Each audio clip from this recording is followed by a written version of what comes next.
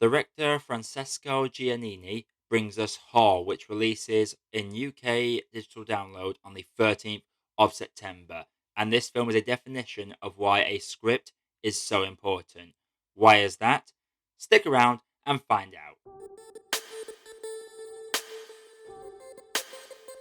A biologically engineered illness is spread over a hotel hallway, and a group of survivors have to figure out how to get out of this situation alive. Welcome to the channel, everyone. My name is Josh, your Movie Apprentice, and if you like movies like me and enjoy his digital download coverage, do drop a like on the video and subscribe to the channel for more reviews like this one coming all the time.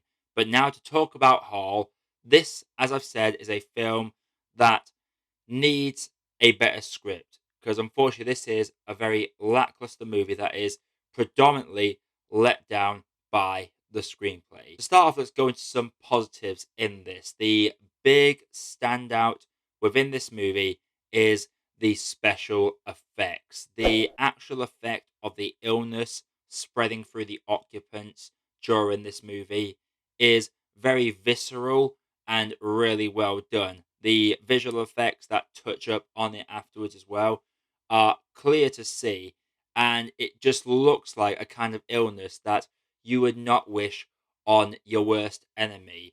This film sort of balances themes from Wreck and Contagion, and it can't seem to decide if it wants to be a zombie movie or a pandemic movie. Because for the most part, the people in this don't give the classic zombie trait of trying to brutally attack and kill people.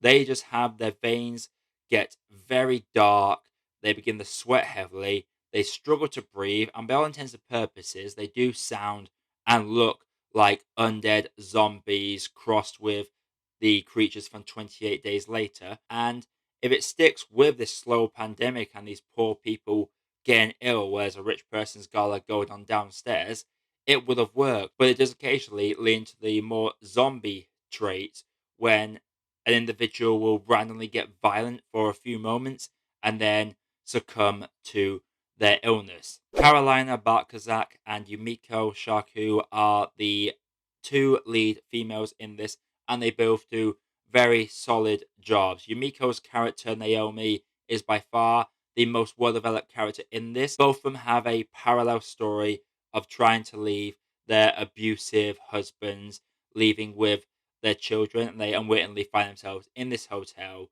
when this infection starts to spread. The big problem with this movie, though, is there are a lot of holes in the script. Now, I don't need to be told everything, I don't need to be told reasons, but there are a lot of holes left within this. We do briefly meet the person behind everything in this movie, but we don't get a whole grasp of who this character is, what their motives are, what they are there to do, and I don't know if that was due to time constraints or if it was due to the actor's unavailability.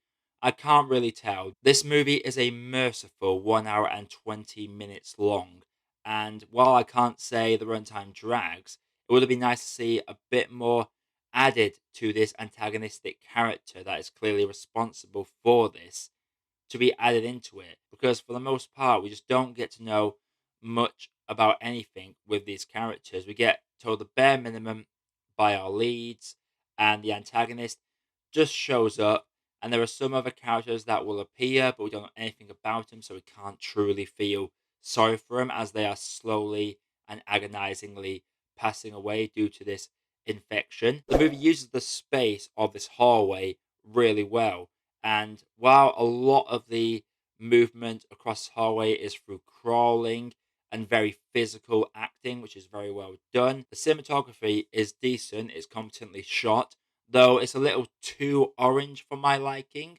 As much as the framing and the camera movements are solid, the oversaturation of orange lighting within this hotel hallway really makes it a distracting element of the cinematography side of things. As I've stated, if you're wanting good visual effects to look at and watch the slow transformation, it's really well done, and I love the look of the infected, especially as you see them from the beginning stage to the C stage. There is a big bridge that goes across it, but it very much lacked in scares, and despite using the space really well, it doesn't live up to the opportunity that it really had. This is a simple concept that could have been told a lot better. When we're having characters quite literally forget they have children at times, there is a bit of a problem. As I've said, this is a film that is the definition of potential that is not realized, mostly due to a very mediocre script. Other than that, there are solid elements around, but this film is very, very forgetful. Apart from the special effects and visual effects and some competent cinematography and decent acting, without a script to sink their teeth into and not a lot of characterization that we can care about, it just doesn't really work and at times feels like very much a student movie. Overall, I'm going to have to say that Hall for me is a cold cup of tea. So, Hall, have you seen it? Do you plan to when it releases on the 13th? Let me know down in the comments below. Coming up on the channel, I'm thinking of like stopping with the big releases because, quite frankly, don't get a lot of responses on those videos. Though I can't wait to bring you my London Film Festival content, which will be coming towards the end of next month. I'm going to start looking at some classic retro movies such as Tarzan 99 that I've meant to get through for ages.